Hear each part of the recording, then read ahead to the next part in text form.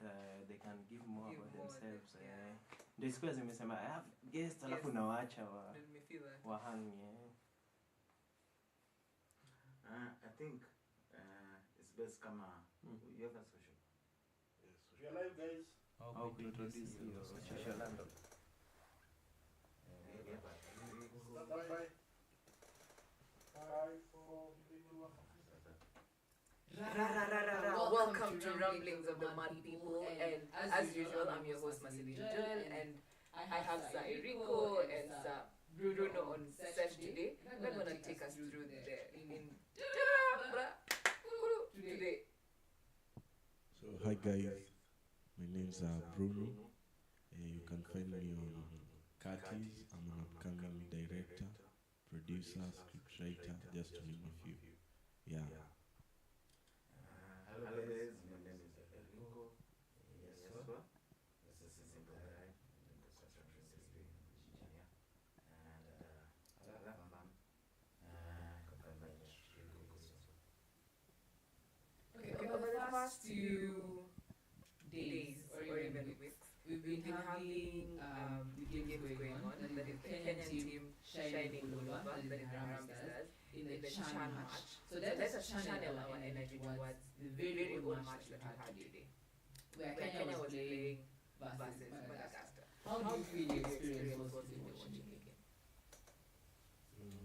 As for me, the experience has been nice since Kenya has tried, according to the history. Imekuwa so long before tufike quarter finals. Although sio kuanguka, they have tried their best because there was a motivation behind it. Kwameambiwa hizo 2.5 million and all that, so they were motivated, and congrats to them, to every player who participated, either from the bench or those who are on the field, and also the coach. Congrats, and to all the gamers who supported the team. For me, today I managed to watch the game. I went to work today. Somehow I saw there was some closed roads. I was going for work there at around Garden City, and I saw the services were closed and everything. And that was like around 10 a.m. I think. And I wondered, this is such a big game for us, and I think that's not the absolute potential for us as Africa in playing games, but it really mesmerized me that such a game with that anticipation. And for me, I did watch the game, and for me, I can really say it was some murder, which left me with a scar, because I really expected Kenya to win. I remember celebrating when Kenya was 1-0, and I don't know how we got ourselves into this, but so far so best. It has always proved that as Kenyans, we are money-oriented, and I think if we support our teams with resources, I think we have a long way to go. So with motivation, you're talking about 1 million, one game, one nation. Does that really ring a bell to your brain? Yeah, for me it really rings a bell, because I can say, in Kenya, actually we have been going through a lot as a nation, especially economically and politically. And yeah, I don't know. I don't know about Gachagua, but all I can say is, as Kenya, we may lose train of thought, bana. Hey, Gachagua ametokea wapi? Cut.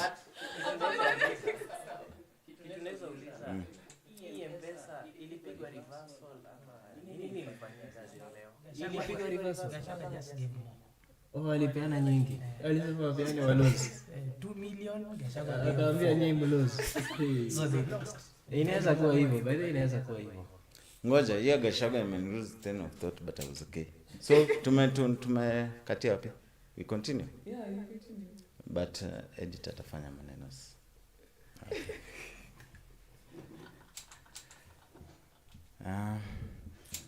So it's quite unfortunate that we lost the game today, and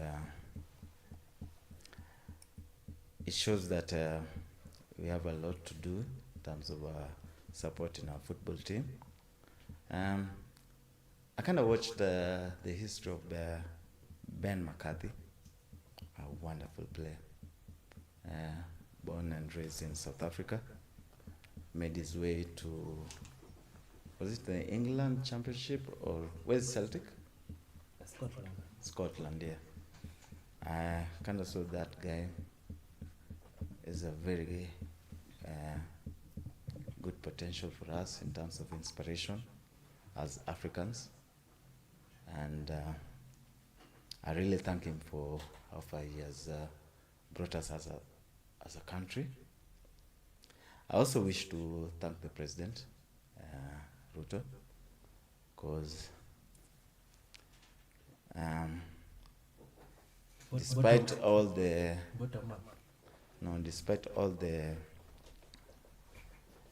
negative consequences he has got since the protest, he has managed to brought us together, and somehow we tend to forget and support our team, and I can say hongera Harambee Stars for how far you brought us. We are proud. I don't know how what's the Tanzania hit right now? 0-0. Wako bado 0-0. Yeah. Lakini na kama ongea kuna huruma sana mzee. Lakini imekuuma. Unajua mimi nilikuwa nimepanga trip ya kwenda Tanzania. Mimi sasa hizi siwezi enda. Niko depressed kwa sasa hivi, itabidi nikae Nairobi, but nilikuwa niende Tanzania, lakini sasa but haina shida. Maybe niyo M-Pesa ikufika. Reversal ilipigwa. But sasa ipo. Mm. I don't know how many games you've watched. Yes. Have we been good? Have we been lucky? Have we paid the opposing teams? All of the above. Okay, me, I've watched a few, and one I can tell you is that at least hatujapigwa makasi. We have played very well as Kenyans. As in, these boys have tried. That's one thing I can tell you. And they deserve all they acknowledge as Kenyans.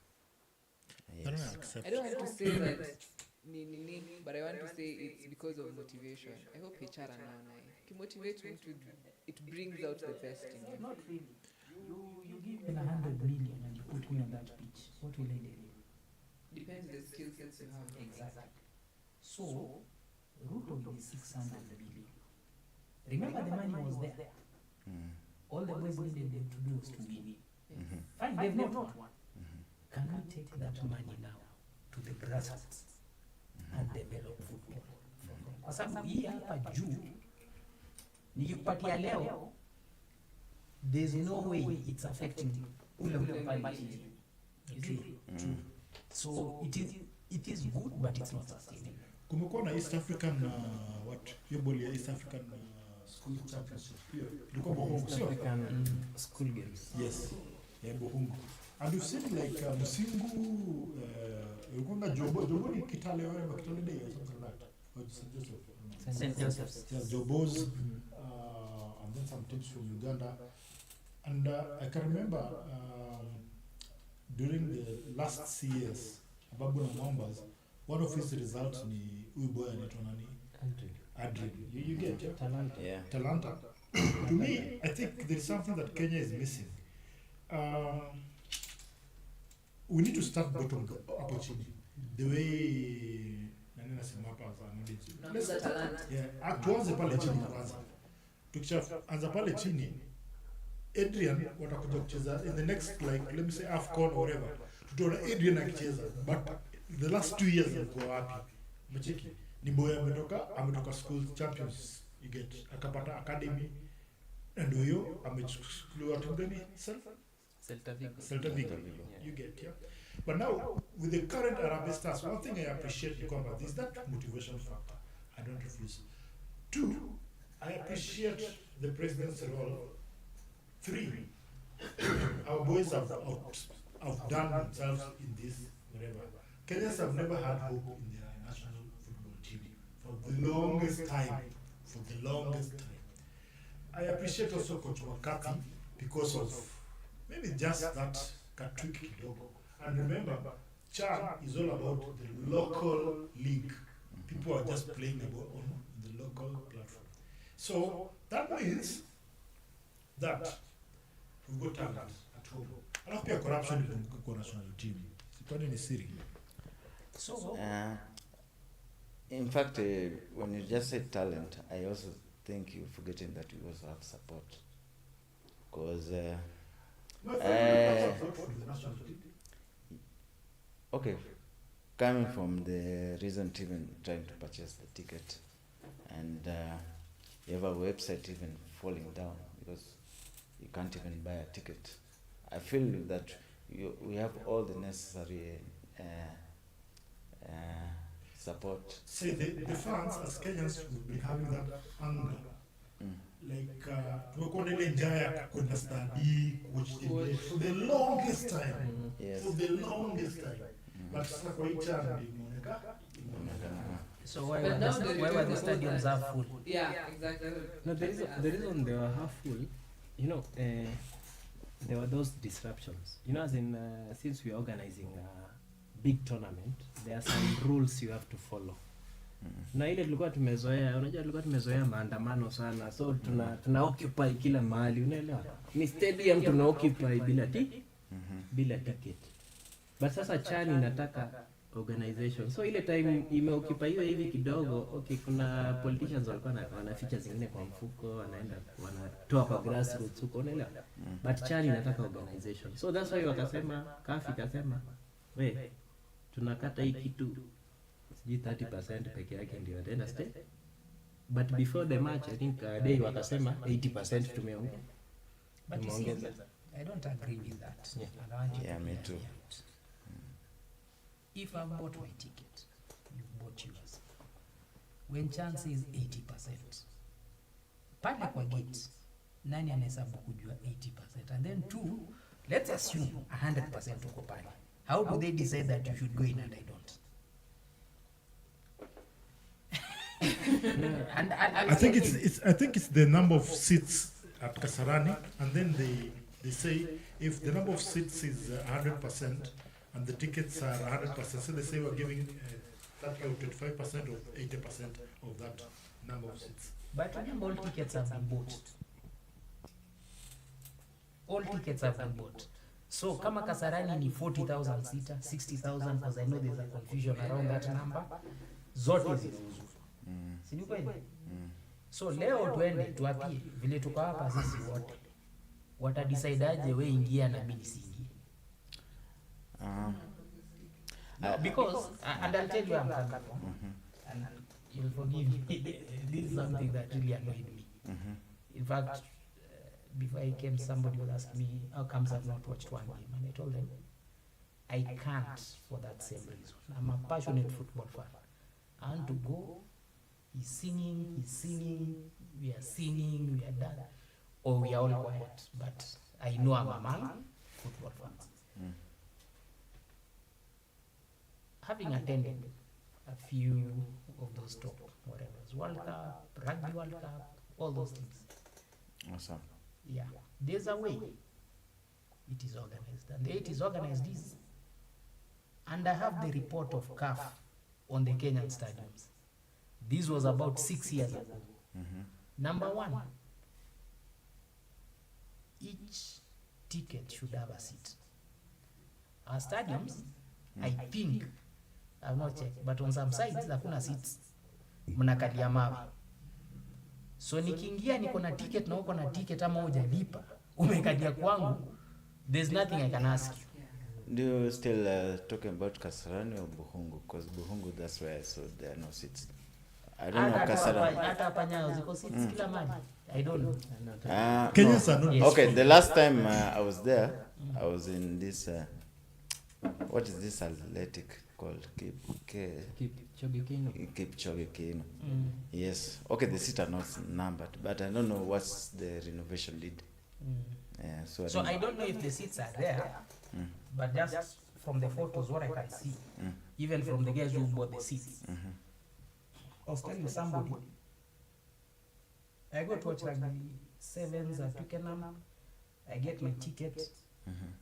It has the schematic of the whole yes. stadium, and then your ticket is highlighted. It stands out in bold. Same as a bus ticket, Yes. airplane ticket, Airplane train ticket. Exactly. Yes. So, when you get there, it could be an 80,000 seater. 40 minutes before the game, there's no one in the stadium. Because guys are out there waiting for the teams to come in. So 1 hour, 2 hours, teams come in, guys are there. But because around the stadium, there's no gate ile inafungwa. There's a turnstile. When you pass through, you scan your ticket, you go in. Sorry, what's that turnstile? Hizi vitu za kuzunguka hivi. Is a bank, is it? So when you put your thing, what is it, your ticket, it opens, then you can go through. Yeah, so it scans, you've gone through. Then you go, you look for your seat. There are no issues. If I come, I show you my ticket. And then the ticket are labeled with the seat number The seat and the number gate where you're supposed and to. the gate where I should go in. And if I ask you, Bossy, as a first timer for us, can't you give us grace for that? I can't give you grace because this thing, I've told you, the report from CAF was done 6 years ago. 6 years ago. Yes. We had 6 years to So we had 6 years to sort out all these things. Yesterday, but one, I happened to be in Eastlands, then I tried to pass through Enterprise Road to Nyayo, blocked. Then there was a massive traffic. So I had to go back, land these, back into town. Yet, I'm going to appeal. Yes, that have happened to me before. But look at what CAF proposed. It's very clear. There should actually be no parking for vehicles at the stadium. Parking town, there are buses, your ticket allows you to take that bus. It's a park and ride. Or park and ride. Yeah. You arrive at the stadium, the gates should not be closed. So they didn't do that. They didn't. Okay. They didn't. I didn't know that. Yeah. So a place like Kasarani, they already have the mechanism way off the stadium, Yes. where you should be able to scan your ticket and get in. And when you get in, there is no Fred to ask you, nyonyeshe tag, nyonyeshe ticket. Because you're already in the bus. You're already in the bus. Yes. So, what was the fuss about locking people in the service lane today? I didn't understand that also. The service lane. People were locked in the service lane. As in, what was the fuss? I want to make you lose your train of thought again. Yeah. Intelligence had it that Gachagua was going to go there with these people. And they are going, Now that we Serious? talk about the yes, shadow, and they are going to chant one time. Oh, okay. I see.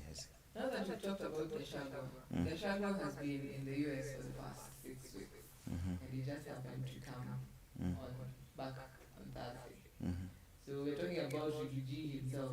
Are we talking about him leaving oil or whatsoever? We don't know. But what do you feel? How do you relate the fact that when he came, there was blockage of roads, and also the fact that we're having the football and there's also blockage of roads? For me, one thing I can give Ricky G, as a commendable, he protected the wife. Because I didn't see Pastor Dorcas. Did you see Pastor Dorcas there in the chaos? No. Yeah, so I can give that as he was a gentleman. I don't know if he told the wife to stay behind. I'm going to send some cars for you later or something. But whatever I saw there, I think it's a bit uncomfortable to me. Because I think even if you're an opposition leader or anything, you shouldn't pass whatever was going through there with the bouncers and everything. Coming home is just coming home. So I didn't see much difference with Miguna. The only difference is he was allowed in. The thing about airport and coming back home, it's not the first one. It's only that we Kenyans, we want to dramatize everything. Raila has done the same. Airport blocked. People went to Kisumu, boarded the plane into the airport. It is because we got bad politics, bad behavior in the political scenario. You get, yeah? Let people celebrate their heroes and whatever. The government of the day should allow, to me, it should allow that. It should just protect people. Because it doesn't make any sense. But now, we even trading on worse grounds whereby we're even involving goons into it. Either police are on the side of goons together to harm your brother who is just on the other side. You get. The other time, Raila was coming from, where was it? Is it Germany or where? Yes. 2017 or when? 2017. Yes. Yeah, US. And the same thing happened. You get. And we never, when will our politics get mature? Fred, before you respond, let me remind Achaka, this is not a new thing. That video in 1990, when Bishop Timothy Njoya was being beaten near All Saints. That video, it's always played. Yeah, I see it. That was 1990. I see it. Who was the leader and what was the name of the guys who attacked him? It was not the police, it was not the GSU, it was not the army. It was called Jeshi la Mzee. Who was the leader of Jeshi la Mzee? Should I tell you? I don't know because So let me not mention the name. Food for thought. But if you listen to Malala, he said there were people organized. The leader of Jeshi la Mzee then was one of the people who was mentioned. Okay? It is not a new thing. Old habits die hard. All habits die. In fact, here Gachagua was underwhelming. Raila, that one's underwhelming. 2017, I had a restaurant in industrial area.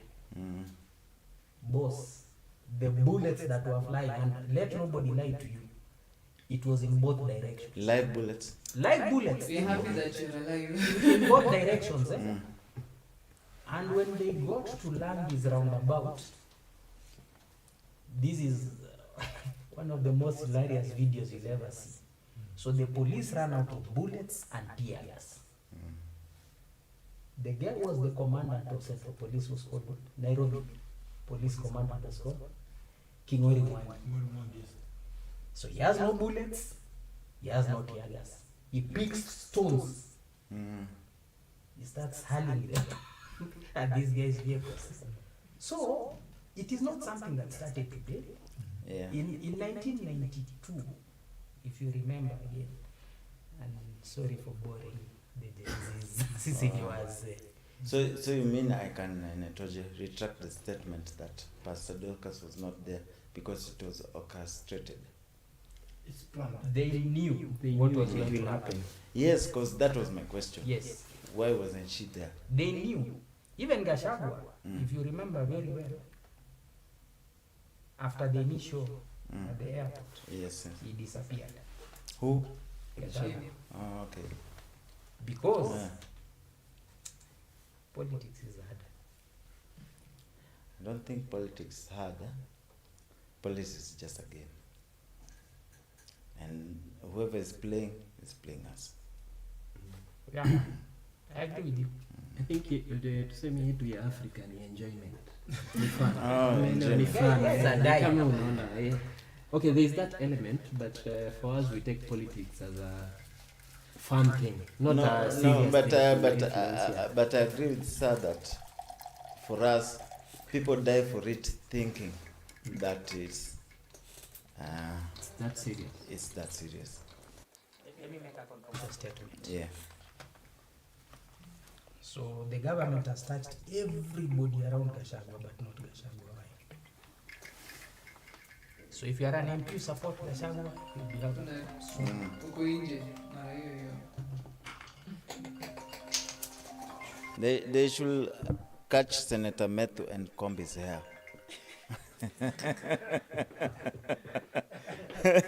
At least for that, we don't want him to die, but comb his I'm hair. assuming if he does so, it will be the end of his own career in politics. No, The question Gachagua. that you've asked. Why not touch Gachagua? That was the question. For all those years, why did the administration in power didn't touch Raila? They touched him. Raila was in jail for 9 years. That was Moise era. Yes. But by that time, Raila was not like the big, the really, really, really No, big. no.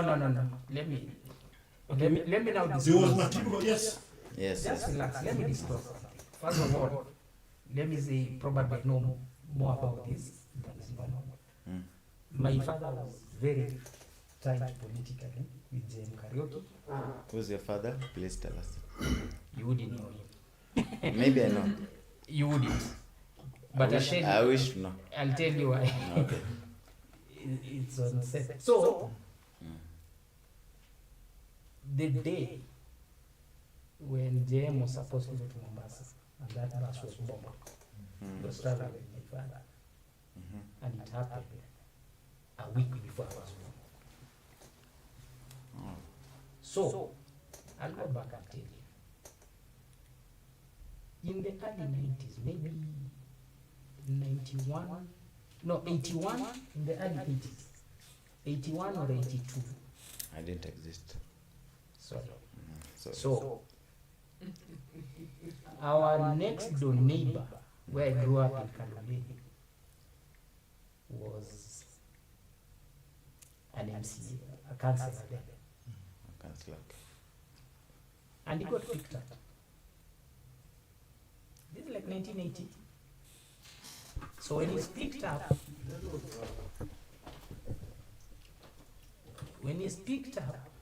everybody is wondering what is the issue.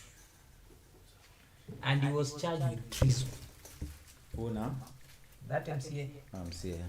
What is his name? Sorry. he was called Amoth, Amoth, okay. Kenneth Amoth. He was an MCA in Nairobi.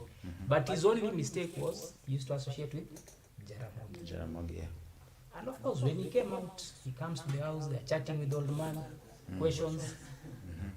And the old man says, there's a problem. And you know, he said Raila is more dangerous than Jaramogi. That is 1980. Okay.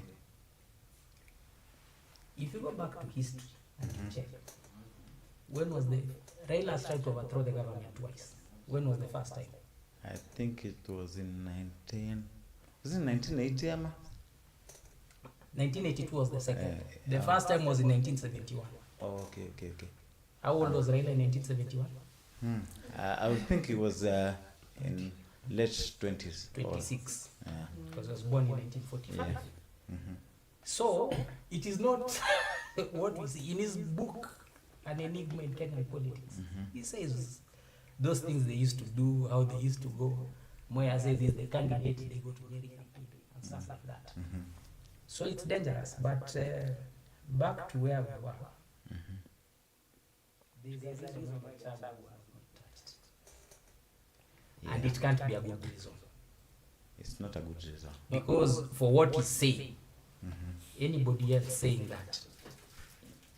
Okay, let me be controversial. For me, I think the reason is it helps with the 2027 elections coming up. Morocco have scored Tanzania 1-0. So trip yangu ya Tanzania na cancel. Hiyo iko sawa. So my controversial opinion is whatever is happening is helping with the 2027 course. Yeah, because you see, at the end of the day, according to my own opinion, there is no politician who will get 50+1. So if you isolate everyone, so Gachagua will isolate Central, huyo mwingine ata isolate Western, huyo mwingine ata isolate sijui wapi. Sasa ule mwenye atakuja na kura nyingi ndio watakaa kwa meza waseme, wewe uko na MPs wangapi? Okay, sawa, tutaform coalition government here. You see, as in, at the end of the day, 2027, there is no one who will get 50+1. So right now it's a battle of who will go into the next government. I think Gachagua was never to be touched or even to be talked to. I think it was a surprise that people embraced him, and that has to have a strategic change. Now that we're talking about Gachagua being embraced, when he alighted recently, he was embraced. Yes. Now that he's attended the Chan football, do you think it should be a form of rebellion from the people, or it should be a form of increasing his relevance, or his relevance will go away? No, I think for now, for me, according to me, right now the Chan is done and dust. It's no longer an important topic anymore. And I think Gachagua will just find another way of making its relevance. It's so unfortunate that we lost the game today, but I don't think Gachagua will be using the Chan as his correspondent. Let me respond to you. And now this from a political language. Gachagua could have been Ruto's project from the word go. Why? Look at how people voted in 2022. Central Kenya, during Uhuru's time, would vote what percent? 98. This time, that's barely 52, 53. And of course, the majority of the 52 went to Ruto. So the people, the 48% who didn't vote, what were they saying? We are not okay with either of the top candidates. If I'm Ruto, what am I thinking? This 42 by the next election can go anywhere else. So why don't I create a dominating force there? And it doesn't matter. So long as this guy wraps up those votes. If he decides to take them there to point man A, so be it. So long as that man A does not have enough votes to threaten me. But if he decides to keep them to himself, so be it. And let me tell you why I think Gachagua will be a candidate, irrespective of whom the opposition picks. Irrespective of the cases? Irrespective of the cases. Because the cases, he has to exhaust the channels. Because right now, I think he's not a viable candidate. Am I right? Why? Because he was impeached. But he has an appeal. No, he has an appeal. So it will be lifted?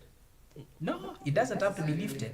So long as he doesn't go all the way to the Supreme Court and they declare that you cannot stand or you are impeached, properly impeached.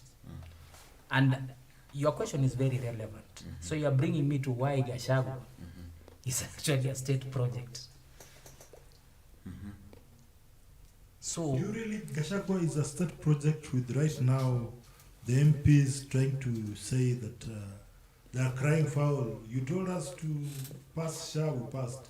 You told us to impeach Gachagua, we impeached Gachagua. You told us to... yeah, let me continue with my thought. Let me continue with my thought process. Then we come back to the corrupt bit. So when Gachagua was going to be impeached. Was going to be. Yes. Before that. Before that. Okay. How fast was it to determine the cases?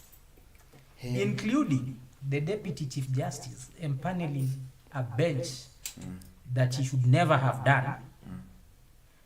And then the Court of Appeal rules it should never have been done like that. And then they go back, they say, okay, fine, it should never have been done like that, but we're empaneling the same bench again now through the Chief Justice. Things were moving like clockwork. It was very fast before he got his I don't know, heart attack, and he was admitted to Karen. Yes. Yes. So now he has his appeal pending. If I'm Ruto and I don't want him to be involved, what would I do? I would make sure the same pace is maintained. Yes, so that the cases are concluded. I mean, Court of Appeal, sit, rule. He appeals to Supreme Court, sit, rule. 2025, June, we know he can never run. So who's slowing down the cases and why? Sifuna. Piga siasa KTN hapo. He has no No, he's power. the only one who's against the broad-based government. No, But that that was just a stupid guess. But jini kelele tuendelee na hiyo kelele. What can you tell us is the definition of corruption in the modern world in the political space? As a Gen Z, Yes. What do you term? una corruption ni nini so? Mi kivyangu, corruption ni sijui nitaiweka aje. A massive of funds according to me, without looking at who is suffering. Wewe tu kazi yako ni kuwa mass in order to benefit yourself. So a thief is corrupt. Because it's a mass On other people suffering. Or Elon Musk is corrupt because he's just also a mass. He's a ruthless capitalist. So is he corrupt? A thief. Yes. A thief and mask. Are they corrupt? Is the Bill Gates Corrupt. with the pharmaceutical whatever corrupt? Assuming you're doing business today and you make profits, so you're gonna. Because kuna mtu anateseka huko nje, anateseka. While others are suffering. In the wrong way. I think the one we should. In short, find corruption again in terms of Kenya. Kenya. Nikusaidie. Let's hear from the Gen Z, Gen Z angle. Jana kwa degree. Corruption ni two words. Tunataka kusikia mbona walikuwa kwa streets. Acha tusikie bana. Sasa alikuwa juu ya finance bill. Bana. Corruption ni kwenye tu nimesema multi-italy. Kwenye tu nimesema as in order to define corruption, it's just in our leaders' faces according to what they do. But then we realized corruption is William Ruto. At what? Yeah. Wait, repeat. When you say face of corruption I or said corruption. corruption is William Ruto. So if you can describe William Ruto, you can describe corruption.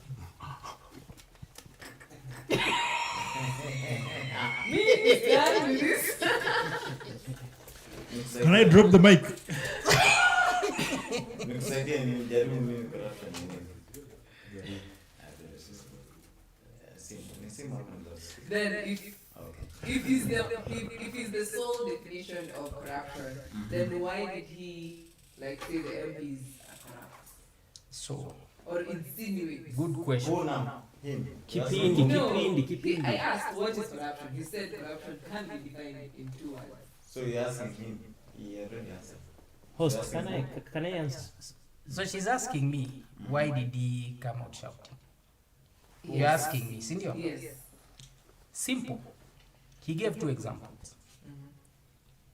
One was somebody wanted the conflict of interest bill to be passed, brought by leader of majority in parliament.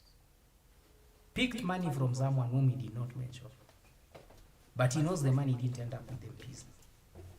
The leader of majority akitoa hiyo bill wapi? The attorney general, any bill going to parliament, the attorney general should see. Who's the attorney general's boss? So that is one. Let's kill that one. But that's not the definition of corruption. That's No, we've already defined corruption in 2 words. Oh, I didn't get it. Oh, you find that? You didn't hear my job. Huku sikia hata mpaka anajia kicheka huko ndani. I was harassing him. Paul. I was harassing him. Pole, ata edit but atakuonyesha. So that is one example. Then the next example he gave. So you can continue.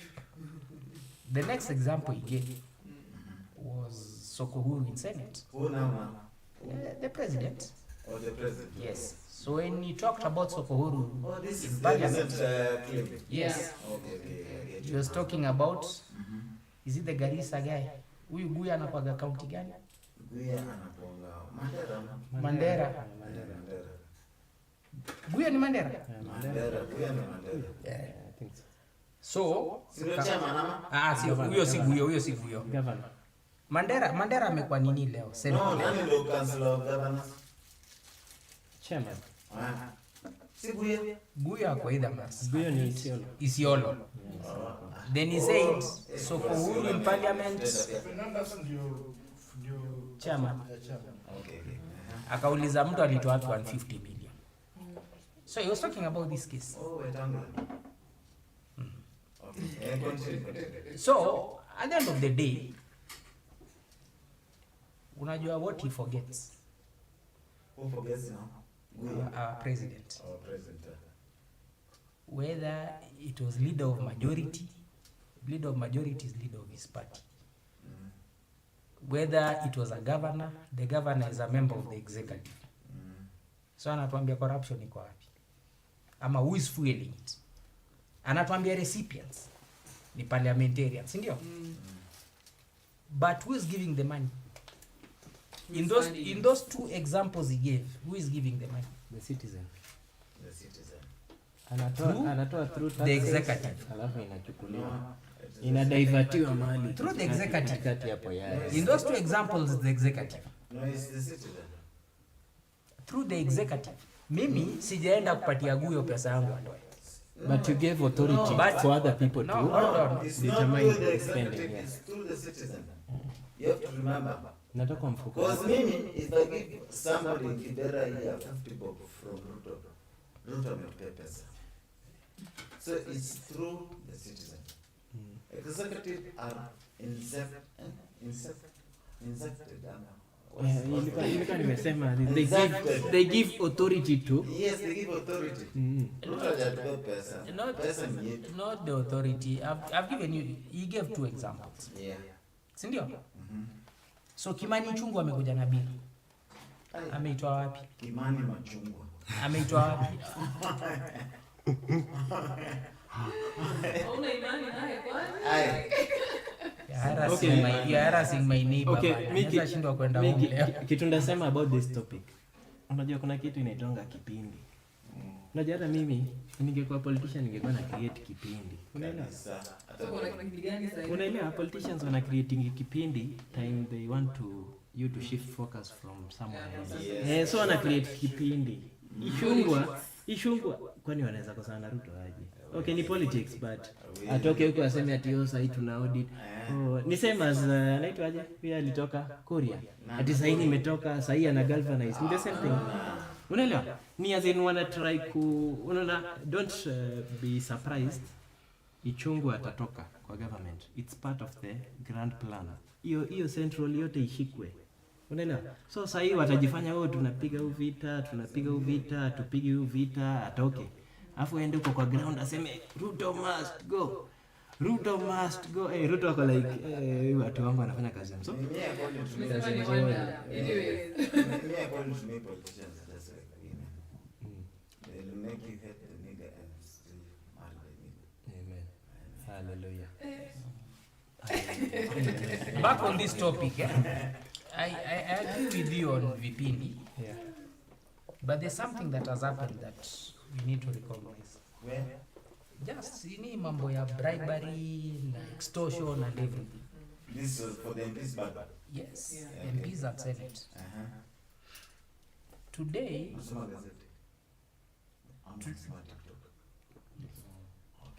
today nimewatch Governor, leo ama jana, leo morning. Governor Marsabit amekuwa Senate. Si Guyo, wa Marsabit mwingine. I can't remember his name. But he was asked a very simple question. And his failure to answer was very telling. I don't know if he realized. So he was asked, before we proceed, there have been allegations that they're extortionists. Has anybody, this is not the first time you're appearing before the Senate, has anybody before this committee ever asked you for a bribe? Akasema, I don't wish to talk. I don't wish To comment. Akaambiwa, That is one thing. it's a very simple yes or no. By the way, they were on it for like 10 minutes. So we are shoot you, Senator, and shoot you, and shoot. The guy refused to answer, so it proceeded without his answer. Yes. But what does that tell you? I will do the same. So at some point, even the chairman, Deny. at some point, even the chairman asked him, "Wewe tuambie ukweli. Maybe you fear the bosses. Just say you fear and you proceed. Yes. But because there have been allegations, we want to know, has anybody ever approached you or asked you for this?" He completely refused. He never answered that question. And he said, no matter how you frame it, unless you give me a third option, and the third option is I'll not comment, I'm not going to answer. No, but So what does it tell you? no, to me, what it does tell me is just is an intelligent person. To be honest, I think where we reach as a country is either you be a martyr. So intelligence is covering up. Yes, it's either you be a martyr or you abide by the rules.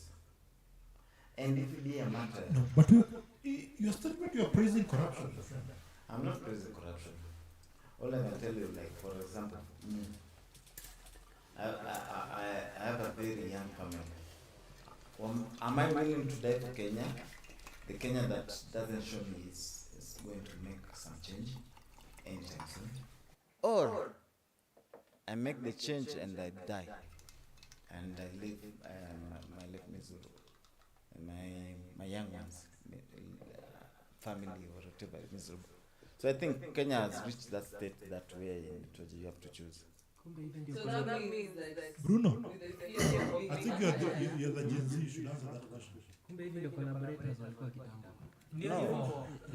Wanasema hivyo, wanasema mimi wacha niende tu kwa No, familia. but it's true. Niende kwa familia ni No, but it's true. It's true.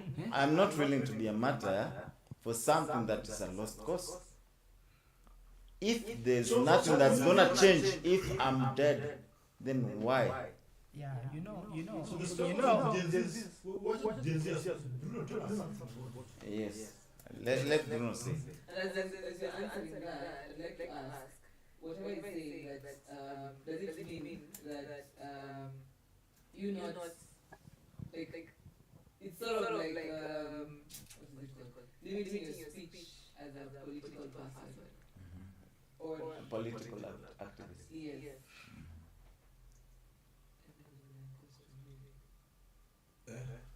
Pardon the question. The question is as simple as this.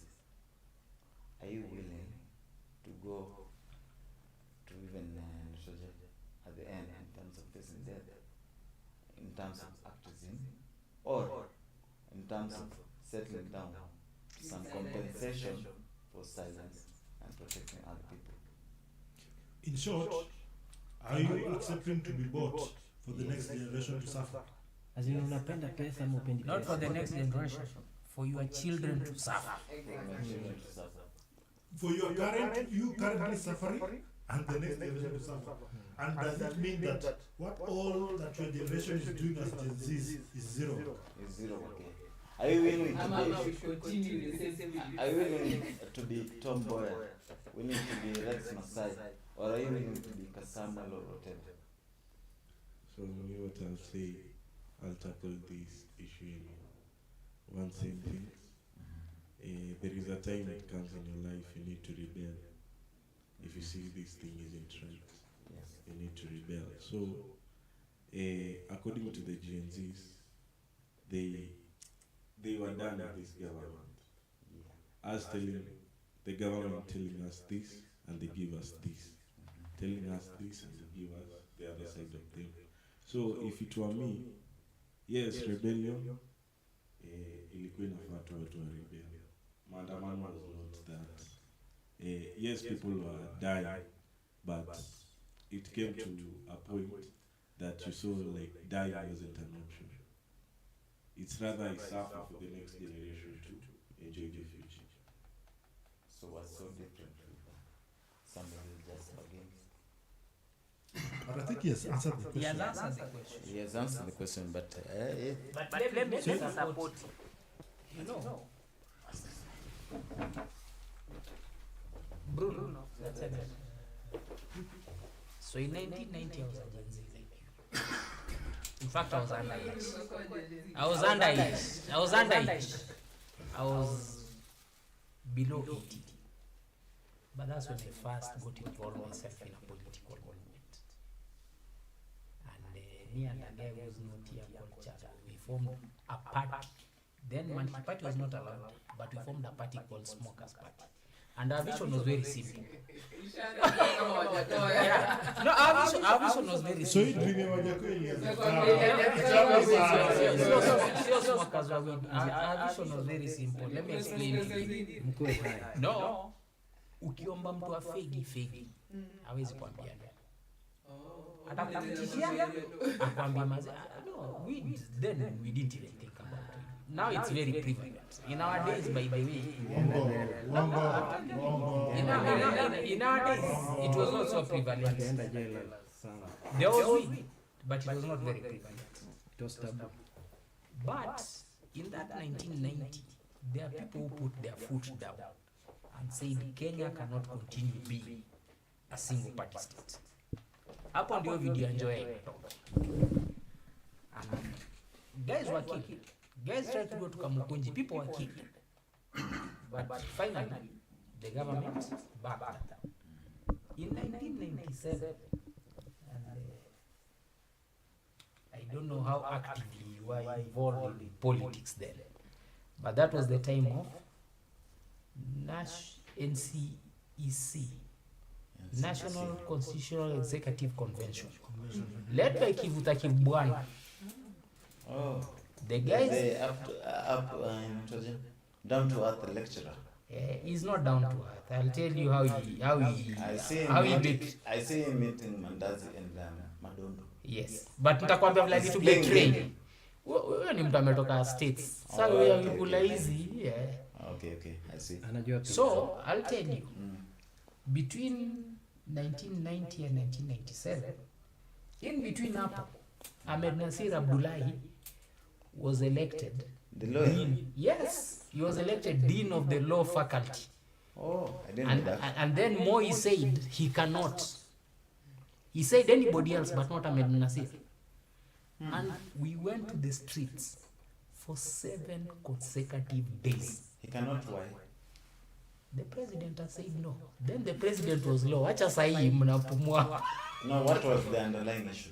That's the question. Moi, of course, he had what we is called raw intelligence. We don't know what he saw, we don't know what he was told. But the unofficial story is the guy didn't have papers to go to university, used somebody else's papers. I think you must have had something like that. No, nowadays what I hear about him is an extortionist. I don't know if it's Yeah, correct. but just go and Google how he got into law. There's a story. He has to give you a disclaimer. Hiyo utakata. Disclaimer. Lazima akata. But mimi kitu niulize, Is he a good lawyer or not a good lawyer? Unajua saa zingine tunaongea juu ya makaratasi, ule ana karatasi, ule ana karatasi. But I think he was No, also very good no, governor. no, He's the one okay. best working governor. No, he's never me, what I know Mm. is an expensive lawyer, Eh, and better call Saul. Umeongeza ya tatu. and what I've had after that is I don't know, but I respect him because I'm saying all I see is his Bentley and everything. As in, Naona tu I- shiny things. and shiny things. Who doesn't want that? Amen. But juju is when I had some funny What I know is things. No, he's a very hard working. To me, he's a very hard working guy. To me, he's a smart person. And smart means like when opportunity comes, the person is able to identify the opportunity and jump on it and move with it. You know me, I can even ask you a simple question. He was running a magazine in the other field, other lawyers. Yes. Law review. No, he bought the magazine from Gitobo. He told me yes. Gitobo used to run the magazine in the Yeah. 90s when The law review. a production was like this size. Tungekuwa tunakula manyanya hatujawahi ona. But me, you know, what I've come to realize, according to my latest, let me say, post-COVID, how many books have you read today? Since post-COVID, how many books have you managed? I've done two. You've done two. Nathan, Actually, how no, many three. books have you managed to read since post-COVID? Yeah, online ama ile ya karatasi ile. Whatever, it's just reading. Unakusikiza hata kwa kamera. Maybe nusu, maybe ile nusu hivi. Nusu. Sikumaliza. But see, how many books do you think you've read post-COVID? Roughly 16. 16. You? It's uncounted. Uncountable. You? Uncountable. Okay, me I can count. But the point remains, Niko nusu. okay, me I've not read a lot, but Judge. but me I've watched a lot. But one thing I found about intellectuals, they usually read a lot, and sometimes gives them a head start in life. I believe Ahmed Nasir reads a lot. No. It doesn't. No. So all those books that he for sure there, it doesn't Boss. read. Me, I've said go Google. Mm. The dude never qualified for university. Thank you. Then, now let Then me, my question is valid. Then my question is let me valid. tell you, those are the days when if Those I are the came, days. when I came and told you this is a Kenyatta University degree, Mm. you had no way of validating. Yes, for sure. Yeah? He's not alone. Mm. Check it. PLO Lumumba was taken to court. And this one I can say. Si aliplagiarize thesis. PLO was so, Alipelekwa. PLO was so simple. Walisema tu ukoshua tukichapa PLO kiboko atongee kizungu. No. Another PLO. boy guy. Why, mama? Now let me tell you. Yes. Again, there was a guy called Mwandawiro Muganga, who was the leader of SONU. And he was the last leader of SONU before, no, Wafula Buke was the Before last. Babu. No, Babu. Babu was a came later later. disease. Sisi ndio tulirevive SONU tukiwa kampo. Okay. But before There's that, this little guy who passed on like before COVID. Who? Max. Karl Marx ni mtoto. He was behind me in campus. So ni mtoto. Alikuwa time But nakwambia in the 80s, Mwandawiro Muganga, those are the guys who are the front line of Raila's effort to overthrow the government. Wakarudiwa nje, but now the government had to prop up someone. Sindio? Wakaleta nani? Sijui alisa. PLO Lumumba. PLO. But PLO was in campus. Give it to him. The only mistake he did, not the mistake, the thing, this one you don't even need to edit. Haizi ni sufahana. His thesis he plagiarized it. Ndio mimi nakwambia.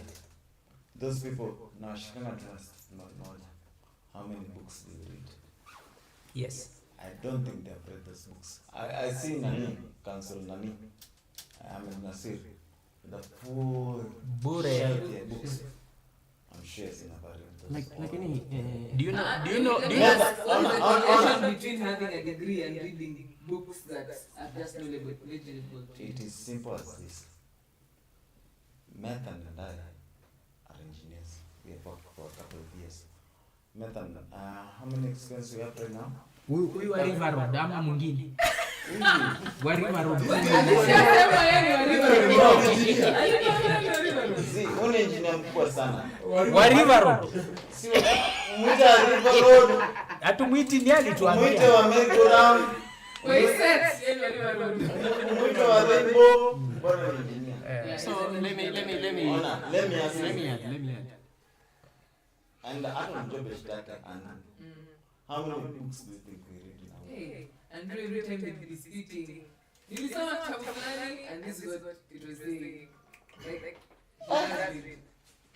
That is opposite to the answer expected. But then let me be controversial. No, here we're referring. That's referring. I'm saying when you're a scholar, you're a scholar. And that comes a lot with it. I don't know.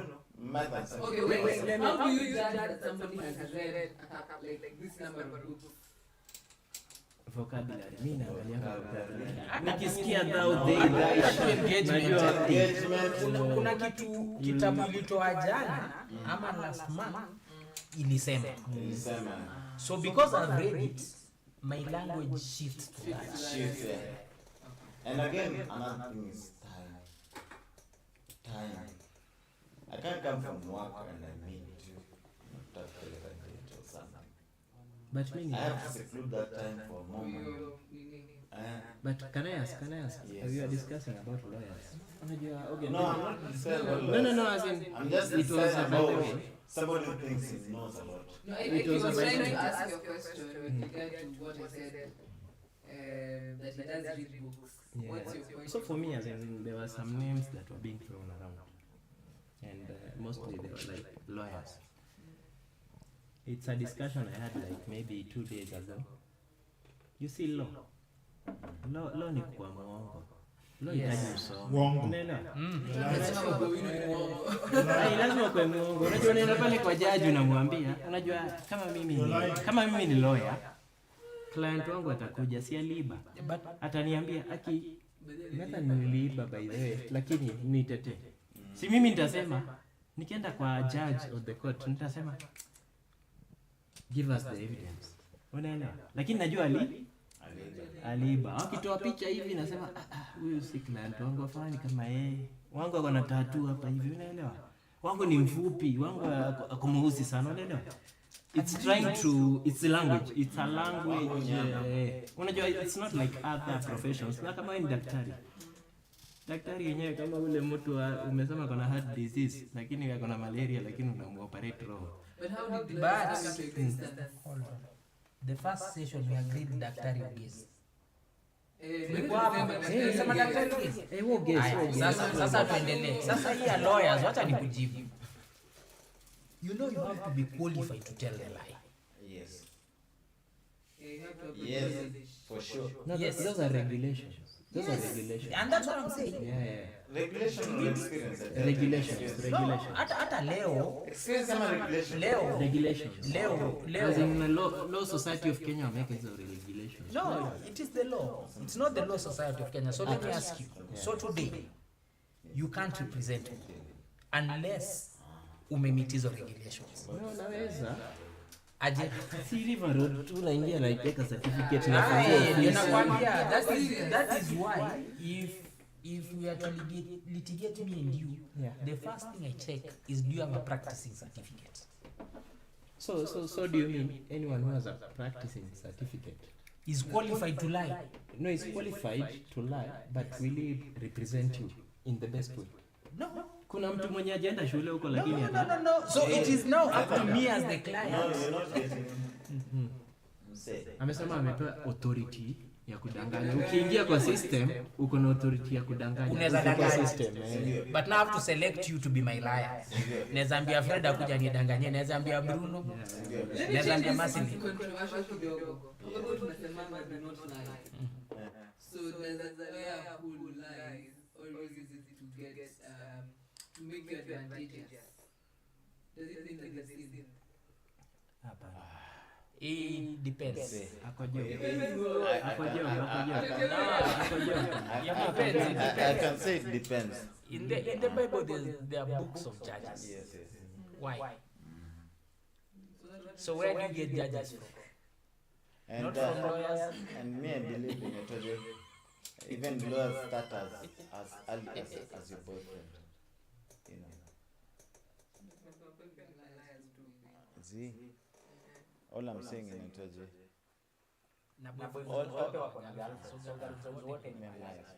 in short, Makes sense. human beings we have that human beings we have that in this position you feel good. Call it like a feel good hormone. Yes. I don't know how to call it, but I think it's dopamine. It's the same. Ukikunywa, ukivuta, whatever you feel good.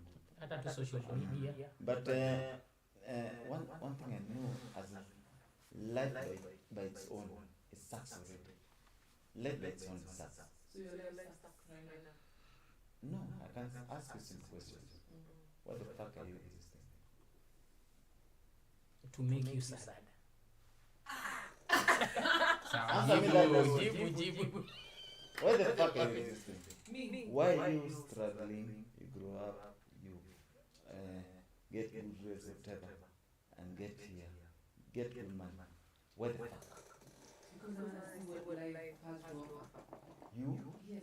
Yes. Just say the truth. You? To make men You sad. are the world. No, me. Say You. to I want to see what life has to offer. No, but what do you have to offer? Like that was his question. What do you have to offer life and nikuulize, what do you have to offer life that make sure that feel good hormone is there that I have achieved? Definitely to be better than anyone. So you're still chasing the feel good hormone. Better than any girl or any man or both. Anyone is both. I think it doesn't matter, but But always be better than yourself. It's the same. Is it the same story you're talking about now as for Forex? no, we have diverted. But you're investing. We have diverted a little bit, but Lisa, what do you think? XY graph. Graphs. As in, what's the fun? What's the fun? We could ask Bruno. No. The question was to you. No, I'm upset. No, let me ask Bruno. Let Bruno answer. Maybe What's the Bruno fun has of a it? different definition. May I know your Mine answer? is not May I know your answer? What is It's my not answer? clouded. What's my answer? Yours is to make men sad. And we established that in the first show here. Bruno. Wait, acha tuulize Bruno. Nisema young dad. You joke ilitoka wapi? Young dad is a shame mama. Saturday ilitoka wapi? Ngoja namuuliza. Kwa sababu alitumia statement mtu young dad. Young dad ilikuwa shame yangu. Young dad like young guys. Young dad inamaanisha nini? Just like we use Gen Z today. Kama sijui ni hii kitu ilikuwa .com. So alikuwa young dad. So alikuwa anaitwa millennials young dad. So si venye tunaita Gen Z. As in Sasa young tad. What do you Current think? young tads. What do you think like is the purpose in life?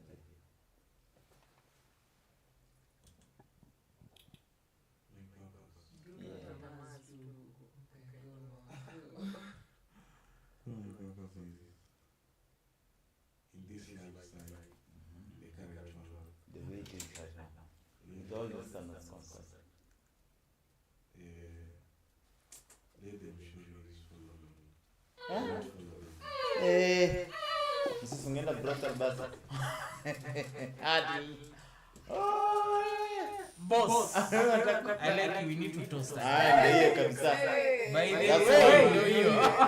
In the 20s, that's what we should be thinking about. Yeah. In the 20s, that's what we should be thinking about. Right? Toast bana. Ndio mpaka na In the 20s, all that. What are you doing? Make them follow you. No, it doesn't mean to do any of them. They just follow. They can't just follow you. They can. How? Why not? Si una exist. Why not? Well, mimi hawajifollow. No, no, direct. Mimi na direct na hapa kuna portal. Ruka huko. Kuna baba. Ruka huko.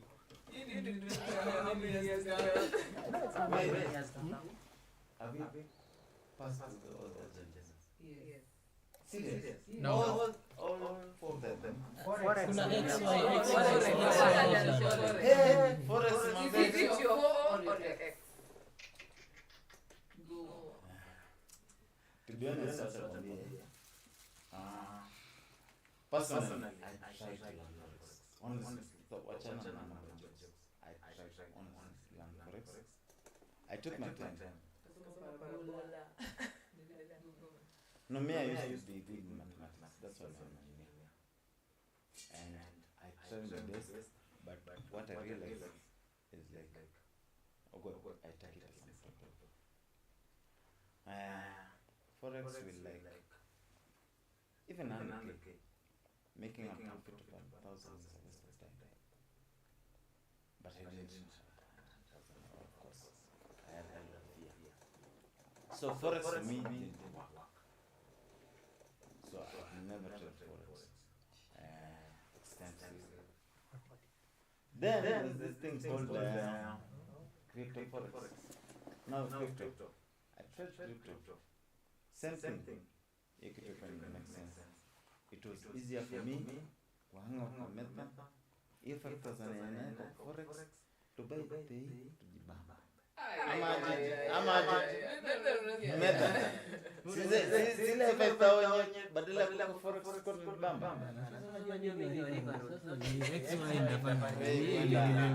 Kubali uache uongo. Hiyo inifanyishi pa. Hiyo hata sielewi sasa ndani. Graph inachora aje pale. No, I'm finished. Can I answer that question? Let me finish. I'm finishing my story. So for me, Forex never worked, and I thought Forex was the way. I started with it. I read all those things, pamphlets, wasted my time because the money I was earning was not enough for playing Forex. I can't waste my whole day earning $50. Azini nimesema watu wa so 500 wasijaribu Forex. Say the beggar is making more than them in the Forex. So Forex in cancel, cryptocurrency you call it cancel. Cryptocurrency I was almost making money. Cryptocurrency ama ni cryptocurrency?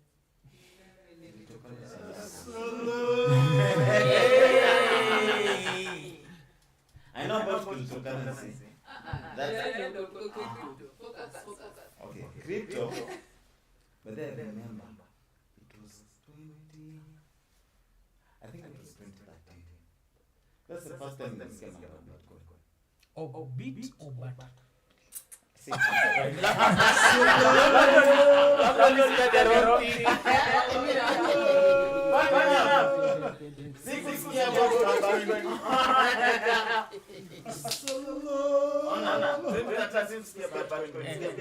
real one. Yeah.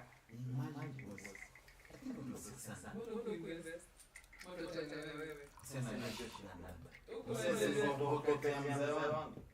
I didn't know shit, sikuwa naelewa nini, whatever.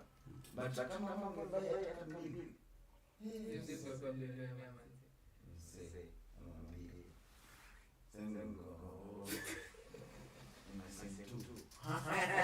So let me answer you. So anyway, watch out. So this is a so now there's just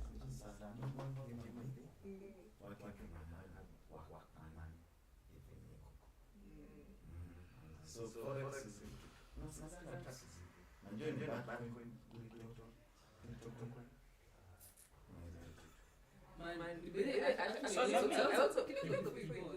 Also did it. There's a time when Forex is going on and it's like the popular thing to do. I started like study. Wasa Bitcoin ndo wamefika. A whole lot of books reading. check it.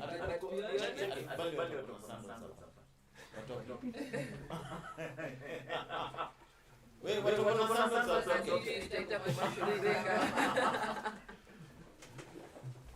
No, so let me tell you about. But I wanted to relate it. Do we mean like for example, aviator? No. You lose money either way. No. But then, let me be honest. Let me just say, then you be honest. Or you be honest. Which one do you choose?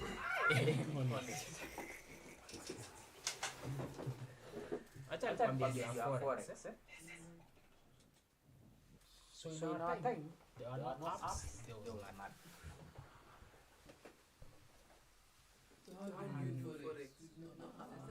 So,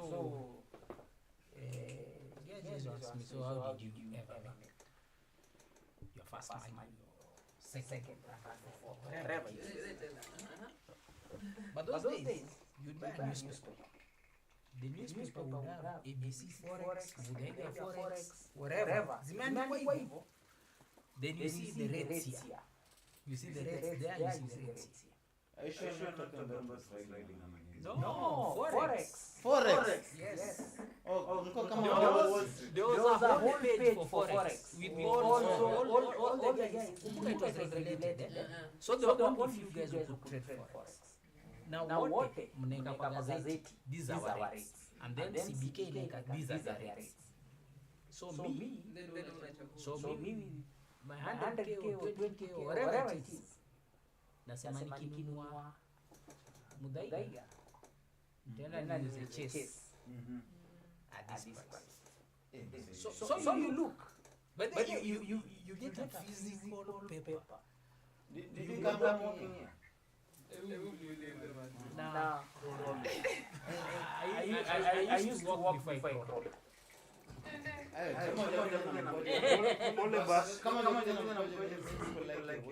Yes, they do. So at the end of the day, you had to physically look and say, this forex is offering me that is offering me this, and the spread was not too much. Which paper that? Any newspaper, Nation, Standard, Taifa, no, any daily newspaper, Kenya Times, whatever it was. I'm sure you bought Chum. I'm sure. But I don't know what motivated you like looking at that. Chum stocks. I know about Chum stocks. You didn't buy? Yeah, because I didn't buy. my first job was as an auditor. Chum was my client. So I knew more about Chum than anybody. So you are doing inside that more trading. about me than others. So I had a lot of insider information, so to speak. So actually you're doing inside trading. I never traded. I never got into those. Why? Because you are shit. Who? Uchumi. But if you say like the returns, All those shares. somebody is going to return on shit. Hazikuwa na returns. Check it. You see, I can Sir. No, Hold on. just hold on. Let me ask. Let me answer her about her returns. Yeah. So I come audit you. You say You invest in Uchumi? No, I'm asking. Which So anamuuliza like from the different nini offers alikuwa nazo. So assuming there's some that had returns. No. I'm assuming. I share invested in is Kenyan Airways. And I bought it at 2 shillings 50 cents. Now it's doing good, right? No? And I sold it at 240 shillings. You bought 2 shillings to 140. I bought it at 2 shillings and 50 cents and bought it at 2 and sold it at 240. But there is something in terms of it's not in terms of forex. Mimi nikiwa na share mbili. Hata nasema hiyo share mbili kwanza ndani. Alafu ya appreciate by sema 10 times. Hii ndio sasa ngapi? Nasema share moja. But over what period? Nimetoa share moja. Yeah, but over what period?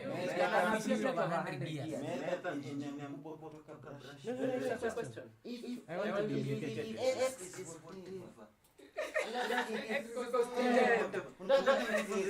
No, acha tufunze. I was asking. Mimi mtu wa pale wa ground bottom up. Nimenunua share moja Safaricom. Yes. Imeappreciate 10 times. Niliweka so. Relax. Niliweka so. So hiyo ni pesa ngapi? Technically hapa 1000. Technically. So naingia pale Naivas ninunue tu unga mbili alafu ishe. Over 10 years nimefanya hiyo hard work yote unga mbili. Yeah, correct. That is But just the case. but it's No, I not, wanted to. but it's not the case because your 1 shilling in 1945 is not your 1 shilling today. Inamaanisha ni So 1 shilling ni 1 shilling sahi. No, Appreciation. it doesn't. Appreciation. It doesn't. You see, Wewe msee. 1 shilling yako ilikuwa inanunua kitu tofauti na ile za sasa. Bosi. Kitambo tulikuwa tunanunua sweet. Sasa hivi tunanunua sweet ya bob. Unajua Sahi bob ni Cleopatra. Cleopatra. Ndio Malala. No, Malala usini associate na wao Malaya. hapana. Huyo Cleopatra. Huyo Cleopatra.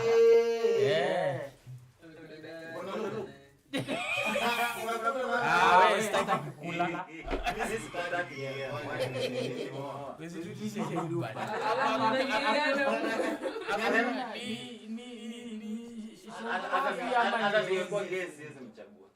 Ungechagua nani?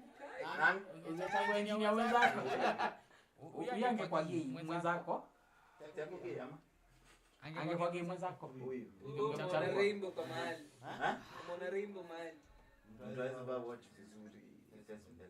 See, ladies should wear the watches here. Gents should wear this way.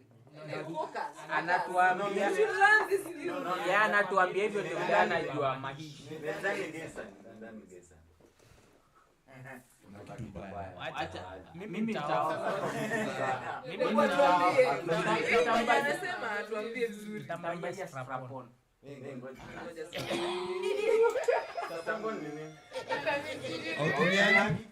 Autumiani? Ungechagua wewe. Bado mchague tu strap-on na mbalia. 1 2. Autumiani? 1 2 Why 1 does that say? 1 2 1 2. Someone nini? Just be honest. Sio wavulana amesema angekuwa yeye angechagua. But anasema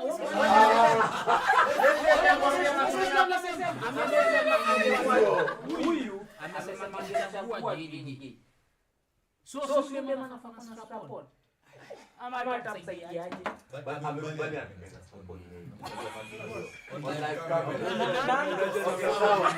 Sawa, nimekubali lakini okay, nimekubali. Sina shida mimi kwa ndani. Patia njia za strap-on. Ananiambia ona sikia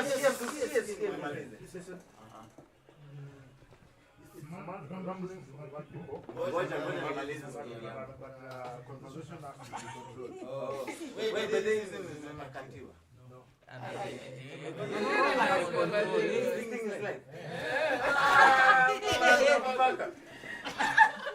That's why I'm on this side and you are there. I don't care. Ambio mtu anakungoja.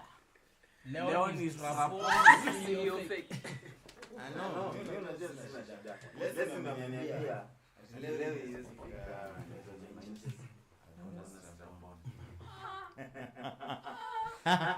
Come to take a bit. 2006. Where were you all?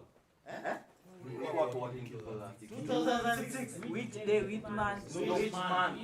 Let's say maybe from August, because ukiangalia forex tunasema equity za share yake per share to 70 shillings. So it's like equity shares is not forex. So let's talk. no, I'm just curious to know. By the way. No, forex yes, but I'm just curious to know. Let's 2006, where were you I all? have a question. In 2006 you know about forex. Good question. How old are you? No, I'm asking. Your dad never used to read newspapers. My dad ametoka wapi? He's Like saying you as Leslie. No, Leslie. I just nini? Me growing up, I used to read newspapers. Hey, Leslie, we are in a studio. The microphones are taking. You don't need to shout. We're having a conversation. Fred, ya mlima lazima shout. Kisi bonde hivi. Me grew up reading newspapers. What about you guys? One at a time.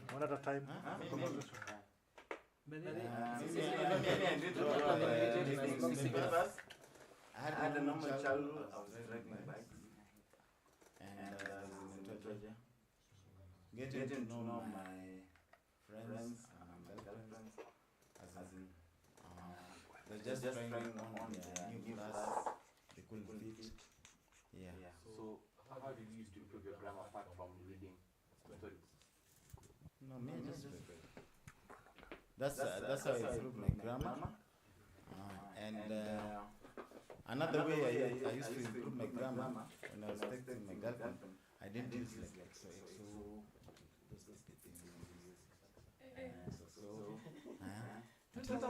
Kwa shule saizi exo wako? Nani? Exo. I didn't use those words. Mimi I used to like perfect English. So 2006 you could sext. I could sex really bad. And I could finish Class 2. You could finger sheets. Wait, it was 6 minutes. Class 2. I was a 5-year-old. 206. So 206 motherfucker was in class 8, man. You were 2 years old.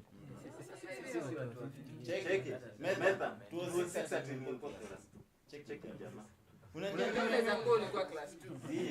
Wacha mwambie. 206 nilikuwa na kafoni.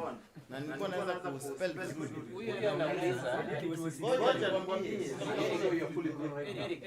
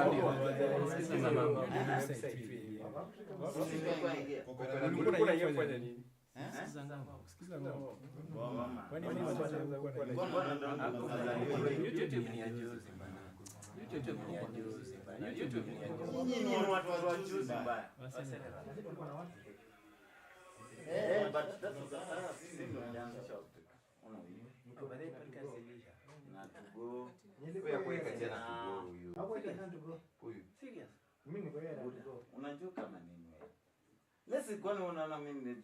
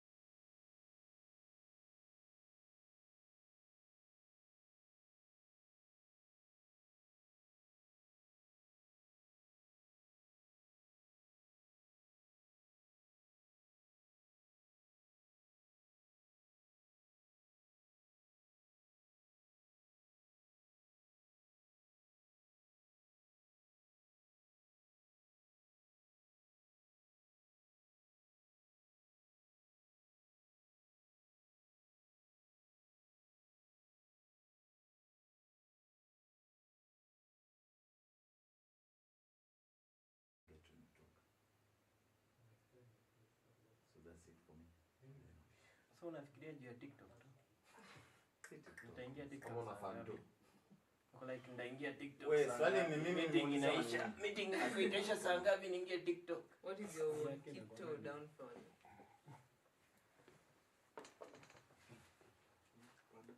What is your one keto downfall? Panadol. Nakwambia leo Bruno hapo nje. Mimi nashanga WhatsApp. Hey, you okay, bro? How about that's your wonky talk? Guy, that is his one keto. Ini brain killer yake. It's your wonky talk. Wait, are you sure you're recording now this thing? Yeah, it's You have to very live. Because nimechoma. Shida yako bana, shida yako. Ah, sema shida. Leslie, what's your one keto story? Apparently, I don't have a wonky story. I mean, Speaker, now. Hebu tuambie nani amekugonga leo kwanza hiyo macho. Kwani makapi? Was it me to call this side? Ndio niona hivi. Ngoja, hujashika. No, microphone yake. No, it's okay. There's Ati umetoka ICU? Nimetoka hosi. ICU. Nilienda Oh, kwa HDU. ophthalmologist. Nimetoka hizo side za Aga Khan. Lakini Nimekuja late. acha kuvuta bangi. So what's your one keto Acha story? kuvuta bangi. Anavuta bangi na Yeah, side moja. anavuta bangi sana. Like what makes your life crooked? Hey, Wasichana, wasichana. Ni wengi. Pombe, sigara. Naweza wacha bila kung'ang'ana. Lakini hawa wasichana Vile anawapenda. Baadaye huyo ako. Ni laana tu kwake. Si laana, si nilikuwa straight. sasa nasema kama Bosi ameenda. Bosi ameenda. kama wasichana wako anaweza kuwa tu sawa. Kama wasichana wako. Anaweza kuwa tu So sawa. what's your one keto story? Yepe ni wasichana tu. Kwa tu. Yeye amesema ni wasichana. Mimi niulize. Yako ni Naweza. Oh, nani huyo asikiki? Unaweza? Back up your story na wasichana. Oh, yako bado ni wasichana. Wasichana tu bado. Like Nathan, what's your one keto story? Kienyeji ama light. One keto, like the fact that there's that giraffe that has a crooked. Ni wasichana Now lakini you see his story is about the crooked head. ule ni Neck. kienyeji ama Oh, bale ni wasichana wa nataka Nairobi. kuelewa. Nani huyo? Ule amesema Like we aseme can- ni wasichana lakini Nataka kuelewa history Jamaa ya amevaa giraffe. jacket ya blue. History ya giraffe. Oh, at least naweza. What about the kusema neck? blue boss? just a question, yeah. Crooked. Yes. It's crooked. It's sort of like an endangered species. Yeah, like Oh, ni maybe ni juicy. Sioni mbali. That's my. Unasema unkito ma? One keto. Unkito. That's Japanese ama Japanese ama Kiloya. Ama Kibisi. Imemsumbua sana. just to understand that, yeah. Yeah. When you mean wonkit like the crookedness, Mm. do you mean like a weakness or do you mean like something different? Hata mimi nilikuwa nataka Depends. understand hiyo. What depends with your definition. But No, like You know, it can be unique to the what's your giraffe. understanding? What's What's the understanding? meaning of one? No, me, I have two.